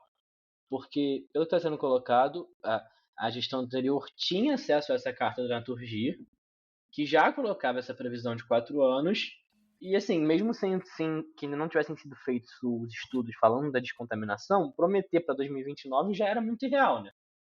Sim. Se você tem 4 anos só para a dramaturgia sair do terreno. Então, houve uma manipulação um tanto quanto intencional ali, né? Um tanto quanto não, totalmente intencional, visando uma campanha eleitoral e, enfim, né? É muito absurdo isso, né? Eu acho que a gente não precisa nem focar, destrinchar o quão absurdo é. Eu acho que é bem claro o quão absurdo é, né? Cara, é assim... Só que isso piora, né? Porque, assim, a gente tá falando sobre uma soma de fatores, mas, assim, eu acho que é legal pensar que, tipo assim... a gente percebe o quão desinformado a gente estava naquela época. E é justamente essa manipulação de informação que a gente percebe o quão esquisito tudo aquilo era e o quão perigoso tudo aquilo era. Porque, cara, olha só. Com isso tudo a gente tem informações do que é o plano atual e qual é o plano antigo, né? Então o plano atual, o que ele dá conta? Ele é um plano de 2,2 bilhões de reais e que explica e que contém um planejamento financeiro muito melhor detalhado, só que com uma inauguração prevista para 2036, daqui a 11 anos. Porque, qual que é o ponto, né, gente? São 6 anos, basicamente, para que o Flamengo comece a conseguir construir no estádio, no terreno. Então, 5 anos de obra é um prazo meio longo, mas, enfim, tem uma explicação financeira para isso. O Flamengo e o BAP são... Não, o Flamengo, na figura do BAP, é um clube muito conservador nesse sentido. O que é bom e é ruim ao mesmo tempo. E aí, qual que é... Ele estipulou 3 tipos de projeto para o Flamengo produzir seu estádio, né? Um que envolveria endividamento, que é o que será o mais rápido. Um que propõe o Flamengo tendo um parceiro comercial para a construção do estádio, só que abrindo mão da capacidade de operacionalizar esse estádio a seu bel prazer, né? Teria que dividir essa administração. Parecido com o do Palmeiras com a W Torre, né? Isso, em alguma medida parecido, a gente não tem como saber como seria exatamente, mas pensa naquilo como uma referência. Seria um exemplo, sim. Como uma referência. Um modelo assim. E outra possibilidade, que é a abordagem que o Flamengo optou, que é uma que envolve basicamente o Flamengo fazer uma... Como é que é a palavra que eu tava falando mais cedo, Guilherme? Uma poupança. Uhum. E aí tem um planejamento em 3 estágios, onde o Flamengo mensalmente faria um aporte financeiro que aumentaria gradualmente durante cada uma dessas etapas. E aí com o valor que estaria dentro dessa poupança, né, desse investimento, teria uma renda passiva que viria, né, que está sendo contabilizada, e fosse somada, né, nesse período de tempo, chegando na casa de 2,28 bilhões de reais, né? 2 bilhões e 28 milhões de reais, que somado ao valor do terreno, que já foi pago, que é cerca de quase 200 milhões, daria o total de 2,2 bilhões no projeto inteiro. E qual que é a diferença desse projeto apresentado para o anterior? Além da saída do telão, o Flamengo não é mais responsável pelo custo do entorno do estádio. Não, no entorno do estádio sim. Ali o entorno mais direto, obras de viário, né, a questão do trânsito e tudo mais. Mas não teria que dar conta de, por exemplo, passarelas que ligassem o estádio até a Cidade Nova, que era uma coisa que era prevista inicialmente. Então o Flamengo não faz mais, não é responsável por isso. Quem vai ser responsável por isso vai ser a Prefeitura do Rio. E também, talvez a parte mais relevante é que o projeto do estádio ele desinchou em questão de número de assentos, né? O previsto anteriormente era na casa de 78 milhões. 78 mil. Eu tô falando uma casa de... É o aeroporto de aviões, Alex, admite. Eu tô falando uma ordem de grandeza meio absurda, né? De 78 mil lugares para 72 mil lugares, né? Ou seja, uma diferença de 6 mil lugares. E qual que é o ponto nisso aqui? É uma redução de assentos premium. Então a gente tá falando de cadeiras cativas e, sobretudo, camarote. O que diminui a presença do estádio. Só que um ponto importante, por que isso está acontecendo? Porque o ticket médio previsto e planejado pela diretoria anterior pro estádio, né? Então, assim, que eles imaginavam que o ticket médio da galera nesse estádio seria o dobro do que é o ticket médio atual. Se você acha que o estádio do Flamengo está caro de frequentar hoje, pensa que seria o dobro para esse estádio fazer sentido. E, se não me engano, na matéria do GE, que diz que ia aumentar tipo de cerca de 30%, ia passar a ser 30% dos lugares, iam passar a ser esses lugares premium, o que é mais ou menos o dobro do que tem no Maracanã hoje. Então, vamos dizer assim, você pensa tudo que tem de camarote, cativa, eu não sei se Maracanã mais entra nessa conta, mas acredito que não. Acho que sim, porque o Maracanã mais eu acho que eu entendo o Maracanã mais justamente como... Sim, mas como pacote, mas é porque eu não tô pensando no lugar físico ser diferente. Entendi. Tá, não sei. Mas pode ser que conte. É possível que conte, não sei. Eu pensei no lugar físico, mas como um pacote, certamente é um pacote premium. Mas assim, enfim, pensa no que tem no Maracanã hoje, seria basicamente o dobro, assim, proporcionalmente, né? Então, o Maracanã tem a capacidade de 79 mil, o estádio tem 72 mil, então não seria exatamente o dobro. Mas hoje, cerca de 15% dos lugares são lugares premium, passariam a ser cerca de 30%, né, no projeto anterior. Então, talvez realmente não haja necessidade de ter tantos lugares premium, justamente como o Alex falou, aumentando o ticket médio, né, que chega ao torcedor. E assim, só para realmente concluir esse ponto, né, a gente está falando então de que... qual que é a importância desse planejamento que o Flamengo também está fazendo, né? Se você parar para pensar, e das informações dadas, o custo do Flamengo anterior era de 2,6 bilhões com o estádio. Como chegando em 3 milhões, Alex? 3 bilhões, Alex? Juros. Tudo na parte do financiamento e tal, 400 milhões de reais do valor total daquele projeto inicial apresentado eram juros. Então, a gente está falando aqui, gente, de como, por exemplo, um planejamento de estender essa jornada é positivo, né? É muito chato, né? Pensar que, tipo, alguns jogadores não vão poder jogar nesse campo como jogadores, tipo, que ainda são atletas ativos, né? Provavelmente vão estar aposentados e tudo mais. Mas, assim, é melhor pro clube, é melhor pra gente como torcedor poder assistir o Flamengo mais forte em campo, né? Sem tomar prejuízos esportivos sérios por conta do estádio, né? Uma coisa que eu acho que é muito óbvio que ninguém quer. E assim, eu digo até por mim, pelo Guilherme, eu vejo claramente uma questão de, poxa, a gente tem a possibilidade de simplesmente chegar e, vamos conseguir juntar um dinheirinho, desenvolver financeiramente para poder comprar uma cadeira cativa até lá, né, Guilherme? Quem sabe? Mas assim, o grande ponto aqui, gente, tô tentando trazer um pouco mais de leveza, porque é um grande absurdo. Tudo isso, como foi visto assim. Uhum. É muito bizarro pensar que, tipo, o BAP, com todos os problemas que ele tem, sempre teve, e ser um cara que argumentou de forma a defender um certo nível de elitismo dentro do estádio do Flamengo lá atrás. Ele é um cara que foi responsável, assim, por não ironicamente salvar o Flamengo. Porque, assim, eu acredito que o Flamengo tem condição de fazer o estádio exatamente igual como estava antes, assim, com 78 mil lugares,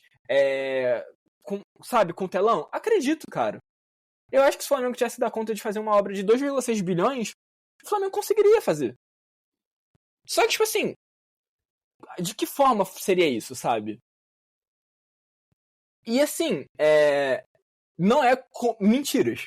Não é escondendo prazos. Não é dizendo que vai ser uma coisa que vai acontecer num prazo que não é literalmente impossível, sabe? Então, assim,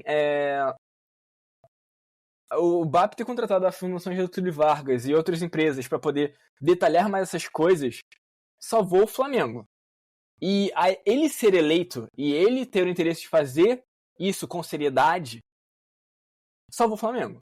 Porque pra mim é muito claro que seria um caminho muito, assim, a galope para pisar, para um Flamengo se tornar uma SAF. E daí a gente não sabe o que aconteceria depois.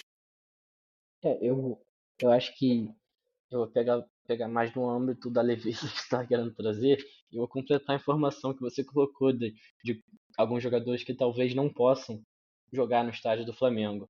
Eu vou começar pelo... Não, calma, eles vão poder jogar sim, tá? Eles vão poder jogar sim, mas não como atletas profissionais, como atletas aposentados. Sim. Não, futebolzinho de segunda noite vai dar pra gente combinar com eles lá, mas assim, tô falando de jogo... de um jogo de campeonato mesmo. Mas assim, começando pelos que não estão, né? Não estão mais no time, mas que são ídolos dessa geração recente. Começa aqui pelo meu quesito pessoal. Everton Ribeiro tá com 36 anos, então vai estar aí com seus 47 anos. Mesmo seguindo a carreira do Nenê, eu acho que não vai dar pra ele. Gabigol tá com 29, vai estar com 40. Dá pra voltar, centroavante, meter um golzinho ainda, gol de título. Acho que tá valendo. O Gerson tá com 28, que já vai ter voltado pro Flamengo, acho que 4 ou 5 vezes até lá, Alex. Tu chuta eu acho que umas 4 vezes, Guilherme. 4 vezes dá, né? O Gerson pode ter voltado já. Eu acho que na época que estrear o estádio, ele vai estar Cazaquistão, provavelmente, assim, que ele vai ter viajado legal o mundo, Gerson. Ganhado um dinheirinho, né? Junto com o pé de meia. Mas dá pra voltar. Em algum momento ele vai ter jogado na China. 39 anos dá pra voltar. O Hulk voltou da China, voltou bem, batendo falta e tal, empinando a bunda. Acho que os dois têm essa característica no estilo de jogo, então acho que o Gerson pode seguir os passos do Hulk. O Pedro tá com 28 anos, vai estar com 39 também. Então o Pedro acho que pode ainda se aposentar jogando nesse estádio como um ídolo e torcedor do Flamengo. Acho que o último jogo dele é o primeiro jogo do estádio, eu acho que é o caso. Acho que dá pra jogar mais, hein? Até uns 48, não vai não, Pedro? Acho que ele tem um físico legal, ele é crente e tal, se cuida. Enfim. Se cuida. O problema é se o queixo continua crescendo, né? O Arrascaeta tá com 31, vai estar com 42 lá. Não vai ter aposentado, porque a torcida não vai deixar o Arrascaeta aposentar. O Arrascaeta vai ser só quando for aposentadoria compulsória. A FIFA vai ter que determinar uma cláusula que o jogador não pode jogar depois de certa idade. Que a torcida tem um jogador que ele já joga pelos 42 anos que ele tem, se não me engano. Deixa eu ver aqui, eu esqueci o nome dele, é um japonês. O Nenê tá com 44, pô. Tá jogando ainda. Tá com 44 pra 45. Então o Arrascaeta seguiu não, ele tem 58, Guilherme. 58? Então o Arrascaeta... o Kazuyoshi Miura, o chamado Kazu. Não precisa nem saber o nome, o Arrascaeta tá dentro. Vai estar jogando ainda. Bruno Henrique vai estar com 45 na época. Bruno Henrique pesa muito físico, né? Teve lesão no joelho e tal, mas eu acho que ainda dá. Vai estar com... Eu também acho que dá, mano. 44 títulos. Se ele quiser um pouquinho. E aí entrando numa prateleira de ídolos maiores, né? O Totó tá com 4 anos, vai estar com 15, ainda não vai poder ter estreado. Claro que pode. Pelo profissional, não, acho muito difícil. Pode sim, Guilherme. Você acha que o Totó é ídolo geracional, jogador geracional, assim, pra com 15 anos estar no profissional? Cara, eu acho que, sabendo quem é o pai dele, tá ligado? Se pá dá, hein? Mas fica aí, né? Na prateleira de ídolos mais altos, certamente o Totó ainda vai ter tempo de jogar no estádio, mas não sei se pra estreia. E, obviamente, o Zico, né? Tá com 72 anos, vai estar com 83. Eu acho que pelo menos mais uns 7 anos de carreira o Zico aguentaria tranquilo depois da estreia do estádio. O que tu acha? Cara, eu acho que você matou a pauta, Léo. Eu só esqueceu de falar, um grande figura da história do Flamengo. Esqueci Capitão quem? Cueca, pô. De graça, mano. Vamos ver, peraí. É que ele já tá aposentado, né? Eu entendi qual é o motivo de você não ter botado ele. Por isso. É que eu de aposentado eu só botei o Zico, né? E alguns diriam o Gabigol. Não, mentira. De graça, cara. Não, mas assim, menino Diegão, pra fechar então, com certeza. 40 anos, mano. Se o outro aí tá jogando com 58, o Diego vai estar com 51, dá pra voltar da aposentadoria. Até porque o Diego também se Cara, o cuida Diego já tá com 40 anos? já. Que isso, irmão? Eu achei que ele tinha acho que 39, tá ligado? Também. Ah, nossa, que diferença, Alex. Não, mas não, é porque, tipo assim, mas eu tava jogando pra trás, tá ligado? Eu tava jogando, tipo, jogando pra frente, na real, eu achei que era Aham. menos, pô. Mas, tipo, pensei assim, caraca, que doideira, mano. Não, o Diego tá com 40, mas o Diego também se cuida bem, né? Eu acho que. Não sei se ele é crente também, mas eu acho que assim Ele, como o Pedro. pô, tu não sabe se ele é crente? Ele Pô, não é sei. o crente. Eu sei que ele é coach, mas eu não sabia se ele era crente. Não, ele é bem crente, tá ligado? É bem crente. Pra mim, Ele- o crente é o Pedro, tá ligado? Mas enfim, Não, menino Diego. mas o Diego, ele é tipo é o true crente, tá ligado? O OG crente. E, gente, isso não é intolerância religiosa, eu sou cristão, tá? Não tô criticando ninguém por ser crente, não. É só porque eu acho que o Pedro é um cara que vai ser. Por exemplo, o Gabigol, aos 40 vai estar acabadão, mas ele tem poder de decisão. Então, ele pode jogar no estádio tranquilo. Não, vai meter gol de título. Vai estar com uma perna só, mancando, mas vai meter gol de título. Ele só tem uma perna só já com 28, pô. A pergunta é quando que o Gabigol teve as duas pernas? Em que idade? Ele já nasceu assim, tá ligado? Não, e pra trazer também. Exatamente, mas enfim. então, próximo jogo, Guilherme. Não, Alex, eu não. Ah, eu não verdade, apaguei- verdade. Eu não apaguei o meu da semana passada, eu não apaguei o seu, mas eu não sei se você vai concordar comigo. Eu vou deixar bem claro, eu já falei. Pra mim, o Saul e o Arrascaeta foram os dois melhores dessa sequência. Mas pra mim o Arrascaeta jogou mais bola. Pra mim ele foi o melhor em campo contra o Juventude. Pra mim ele foi o melhor em campo contra o Estudiantes.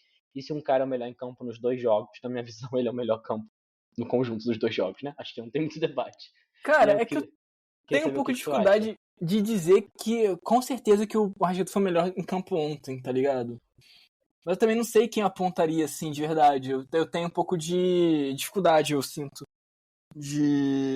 Andrés Rojas, o que você acha? Nossa, ele definitivamente foi o mais malvado.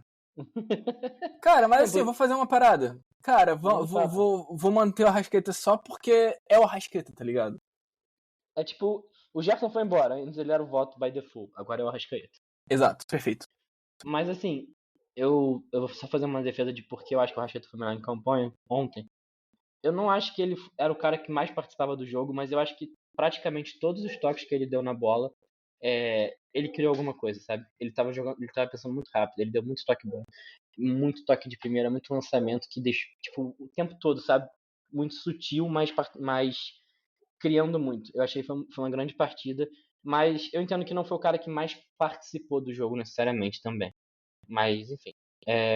E sua nota pra semana, Alex? Eu acho muito difícil dar uma nota pra essa semana. Nossa, não eu sei. acho também. Eu acho que é uma nota muito difícil. Cara, Porque, assim, em questão de resultado foi perfeito. Ou não, foi quase perfeito, porque o Estudiante podia ter sido mais. isso. Mas assim, eu acho que o mais difícil, na verdade, Guilherme, por outro motivo. Eu acho que é muito uma sensação de, pô, tudo foi bom, tá ligado? Porque, tipo, a gente tem informações concretas e poderosas acerca do estádio e tal, que é uma parada super importante pra gente e tudo mais. Só que, mano, ainda assim são notícias também ruins, né? É importante a seriedade, tudo isso, mas também não é bom. Não é bom. É bom Faz que sentido. tenha informação, mas não é uma notícia boa. Sim, faz sentido. E também, tipo, é muito negativo, pelo menos na minha cabeça, essa situação toda com placar, né? Eu sinto que o placar acabou sendo muito aquém. Mas ao mesmo tempo, cara, é um dia muito... Foi uma semana muito histórica pra gente, né, mano? Tipo, Eu acho que eu ganhar tenho uma nota, Alex. do Juventude. Mas assim, deixa eu dar uma nota, porque acho que da última vez que você começou e eu só beleza. segui você. Ah, Cara, mano, mas... isso que tu falou da Juventude, só antes de usar Fala a aí. nota. Não, é importante só reforçar, porque eu acho que a gente passou um pouco batido pelo jogo do Juventude, mas de fato é muito histórico, porque tinha 28 anos que a gente não conseguia ganhar do Juventude lá no Alfredo Giacone. Então, eu só preciso pontuar uma reforçar coisa. o peso disso também, né? Que me incomoda sobre esse discurso de, tem tanto tempo. Uma coisa me incomoda, que é o fato que é o seguinte, são 20 e tantos anos. Só que quantos jogos são de verdade, tá ligado? Eu acho que isso. Aí fica parecendo que é uma parada tão absurda que não é tão absurda assim, uma vez que, tipo, por vários desses jogos, o Juventude tava na Série B. Acho que são 14 jogos, assim, com metade sendo derrota e metade sendo empate, sabe? É uma coisa. Não é tanta coisa assim, tá ligado? Claro. Pô, 14 jogos sem ganhar. Mas, tipo, não é. Pô, 28 anos parece muito pior. Não, entendo. Mas quando tu vai falando aí a sua nota justificando, eu vou confirmar quantos jogos foram aqui. Mas eu acho, então, né, podendo finalizar essa parada, mesmo que, cara, é o caso do Flamengo ter tido uma semana nota 8. Acho que é uma nota boa e que faz sentido com tudo, mas que também não é excelente, uma vez que tem seus pesos, né? Tem seus problemas. E de fato não foi perfeito, né? Então, o Clube Carioca não sai com a vitória do Alfredo Jaconi desde 1997. Desde então, o Juventude acumulava 3 vitórias e 1 empate. No recorte geral de partidas em Caxias do Sul, os mandantes levam larga vantagem de 7 triunfos, 6 igualdades e apenas 2 derrotas. Então, assim, tem um lado que você está certo. Foram 4 jogos desde a última vitória. Então, assim, 28 anos, mas só 4 jogos lá. Só que, mesmo assim, se você pegar o total, a gente tinha 15 jogos lá no Alfredo Jaconi e só tinha ganhado 2 vezes. Então ainda é um feito bem grande, né? Não, é claro que tem importância, mas é só porque essa lenda, né, essa coisa mitológica... Parte, a mística faz parte também do futebol. Sim. Né?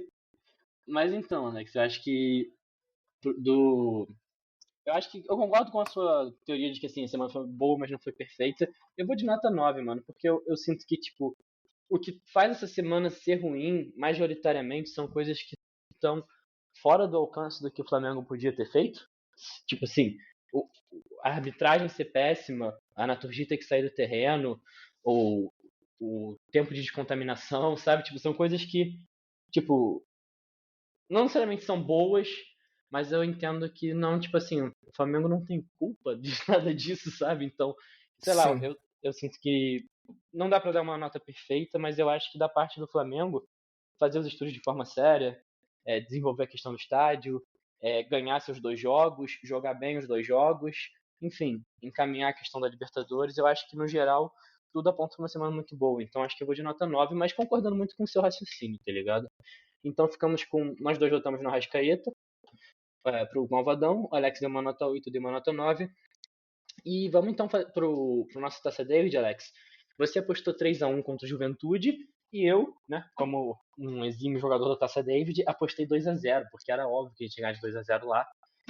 Então a gente ganhou de 2-0, então você fez 1 ponto pela vitória e eu fiz 3 pontos por acertar também o placar. E, Alex, foi uma semana mais histórica ainda. E você não sabe por quê, cara. Fala pra mim. Pela primeira vez em mais de 1 ano de podcast, eu acertei o placar na Taça Davis. Então, mano, isso aqui é histórico, tá? Isso aqui, eu ganhar no Alfredo Jaconi é nada perto disso aqui, tá? De fato. Isso aqui enfim, é outro mundo que a gente vive hoje em dia. Mas, enfim, contra o Estudiantes... Você está vivendo em 2075, né, Guilherme? Contra o Estudiantes, você apostou num 3-0. Eu apostei num 5-0. Tudo indicava que eu ia acertar de novo o resultado. Mas, assim, o Flamengo decidiu que não. O juiz decidiu que não. Então, ficamos com 2-1. Então, nós dois fizemos 1 ponto. Então, no total, a Taça de hoje está com 37 pontos. O Alex na liderança. E com 12 pontos... com 25 pontos, né? 12 pontos de desvantagem. Eu estou em segundo colocado também, que não é nada ruim, vamos falar a verdade. É verdade, né? Prata também é uma conquista, tá, galera? Mas assim... tu quer começar? Eu começo. Temos Flamengo e Vasco, temos Flamengo e Vasco. Domingo, né? Dia 21 de setembro, às 5h30. Em casa, né? No Maracanã. O que tu acha desse jogo, Alex? Quer começar? Quer que eu comece? Cara, eu posso começar? Pode começar. Eu acho que contra o Vasco, cara, eu vou ir com a minha famosa, pô. Eu vou com a minha famosa. Eu vou com a minha famosa, Guilherme. Não, calma. Eu vou com a minha famosa, vai ser 2-0. Cara, esse joguinho contra o Vasco, eu tava na teoria de que ele tá com uma cara de empate, não vou mentir. Mas eu não quero estar certo sobre isso. E depois do jogo de ontem, eu tô com uma outra teoria conflitante, que agora eu tô, tipo assim, uma cara de empate, só que eu acho que o Flamengo vai descontar o ódio no Vasco de graça, assim, tá ligado? Tipo, Aham. o jogo do Estudiantes deu ódio, então vamos descontar no Vasco. Então tô sentindo que vem goleada aí. Acho que eu vou de 4-1. 4-1 pra ser diferente, assim. Perfeito. Eu só não faço eu só não falo isso, cara, porque na minha cabeça, na verdade mesmo, o Flamengo vai descontar contra o Estudiantes. Ah, tá. Então pode falar então primeiro o teu placar pro Estudiantes. Cara, 10-0, pra mim, né? não, eu ia mandar o famoso, tá ligado? O famoso 4-0. 4-0, mano. É, Eu vou te falar a verdade, mano. Eu vou te falar a verdade. O fala a 5-0 verdade. não foi, mas ele era pra ser. 5-0 lá. Nós vamos buscar o 5-0, mano. Eu Justo. tô sentindo. Assim, historicamente, nas últimas 2 vezes que a gente ganhou uma Libertadores, a gente meteu um 5-0 no mata-mata, tá? Tudo bem que eu acho que as 2 vezes foram na semifinal, né? Contra o Vélez e contra o Grêmio, né? Acho que os dois foram semi.